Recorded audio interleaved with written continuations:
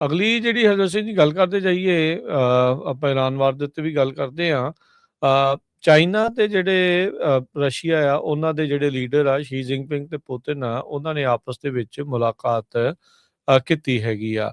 ਦੋਨਾਂ ਨੇ ਯੂਨਿਟੀ ਜਿਹੜੀ ਆ ਉਹ ਕਹਿੰਦੇ ਵੀ ਜ਼ਰੂਰ ਦਿਖਾਈ ਆ, ਪਰ ਜਿਹੜੀ ਪਾਈਪਲਾਈਨ ਨੂੰ ਲੈ ਕੇ ਗੱਲਬਾਤ ਹੋਣੀ ਸੀ ਉਹ ਸਿਰੇ ਜਿਹੜੀ ਉਹ ਨਹੀਂ ਚੜ ਸਕੀ।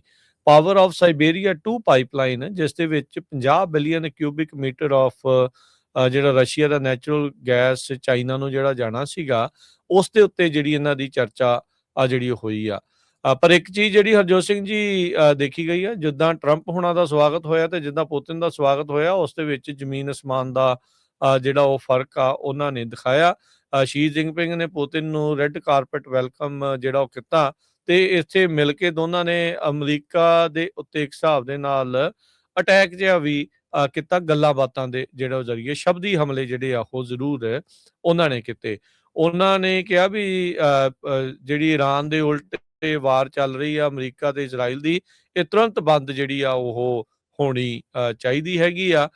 ਸੋ ਇੱਕ ਪਾਸੇ ਦੇਖੋ ਹਰਜੋਤ ਸਿੰਘ ਜੀ ਉਹ ਬੰਦਾ ਕਹਿ ਰਿਹਾ ਆ ਜਿਹਨੇ ਯੂਕਰੇਨ ਦੇ ਉੱਤੇ 4 ਸਾਲ ਤੋਂ ਹੱਲਾ ਜਿਹੜਾ ਉਹ ਬੋਲ ਕੇ ਰੱਖਿਆ ਹੋਇਆ ਹੈ। 3.5 ਲੱਖ ਫੌਜੀ ਰਸ਼ੀਆ ਦਾ ਆਲਰੇਡੀ ਮਾਰਿਆ ਜਾ ਚੁੱਕਾ ਹੈਗਾ, ਤੇ ਹਾਲਾਤ ਜਿਹੜੇ ਉੱਥੇ ਕੋਈ ਬਾੜੇ ਚੰਗੇ ਨਹੀਂ। ਯੂਕਰੇਨ ਦੇ ਵੀ ਹਾਲਾਤ ਬੜੇ ਮਾੜੇ ਜਿਹੜੇ ਉਹ ਹੈਗੇ ਆ।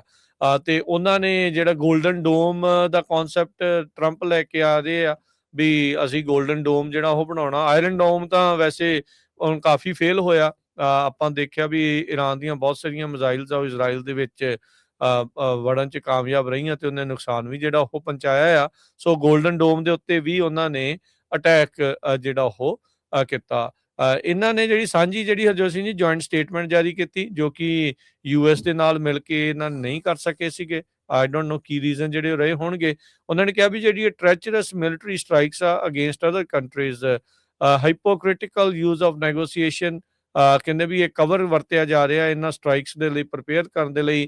ਫਿਰ ਅਸੈਸੀਨੇਸ਼ਨ ਕਰਦੇ ਹੋ ਤੁਸੀਂ ਲੀਡਰਸ ਦੀ, ਸੋਵਰਨ ਸਟੇਟਸ ਦੇ ਡੋਮੈਸਟਿਕ ਪੋਲੀਟੀਕਲ ਸਿਚੁਏਸ਼ਨ ਡੀਸਟੇਬਲਾਈਜ਼ ਹੁੰਦੀ ਆ। ਕਿਡਨੈਪਿੰਗ ਕਰ ਰਹੇ ਆ ਤੁਸੀਂ ਨੈਸ਼ਨਲ ਲੀਡਰਸ ਦੀ ਟਰਾਇਲ ਦੇ ਲਈ, ਤੇ ਰਜੀਮ ਚੇਂਜ ਦੇ ਲਈ ਤੁਸੀਂ ਭੜਕਾ ਰਹੇ ਹੋ।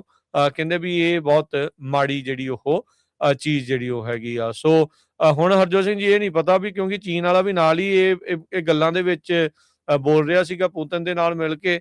ਥੋੜੇ ਦਿਨ ਪਹਿਲਾਂ ਤਾਂ ਕਹਿ ਰਹੇ ਸੀਗੇ ਵੀ ਅਸੀਂ ਆ ਵੀ ਕਰ ਦੇਣਾ, ਅਸੀਂ ਉਹ ਵੀ ਕਰ ਦੇਣਾ। ਦੋਨਾਂ ਮੁਲਕਾਂ ਨੇ ਆਪ ਕੱਲੇ ਤੌਰ ਦੇ ਉੱਤੇ ਜਿਹੜੀਆਂ ਗੱਲਾਂ ਆ ਉਹ ਆਖੀਆਂ ਆ। ਸੋ ਸ਼ੀ ਜਿਨਪਿੰਗ ਨੇ ਪੁਤਿਨ ਨੂੰ ਕਿਹਾ ਵੀ ਅੱਜ ਦਾ ਜਿਹੜਾ ਜ਼ਮਾਨਾ ਆ, ਵਰਲਡ ਆ, ਫਾਰ ਫਰੋਮ ਪੀਸਫੁਲ ਆ, ਯੂਨੀਲੈਟਰਲਿਜ਼ਮ ਤੇ ਜਿਹੜਾ ਹੈਗਮੋਨੀਅਮ ਹੈਗਾ ਆ।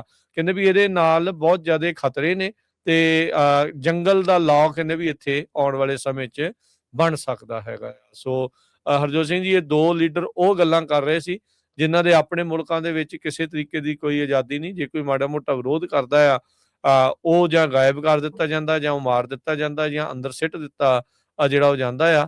ਤੇ ਉਹ ਦੁਨੀਆ ਨੂੰ ਸਬਕ ਜਿਹੜਾ ਉਹ ਸਿਖਾ ਰਹੇ ਸੀ, ਪੜ੍ਹਾ ਰਹੇ ਸੀਗੇ ਵੀ ਨਹੀਂ, ਇੱਦਾਂ ਜੀ ਬਹੁਤ ਜ਼ਿਆਦਾ ਜਿਹੜਾ ਉਹ ਖਤਰਾ ਬਣਿਆ ਪਿਆ ਹੈਗਾ। ਜੀ ਬਿਲਕੁਲ।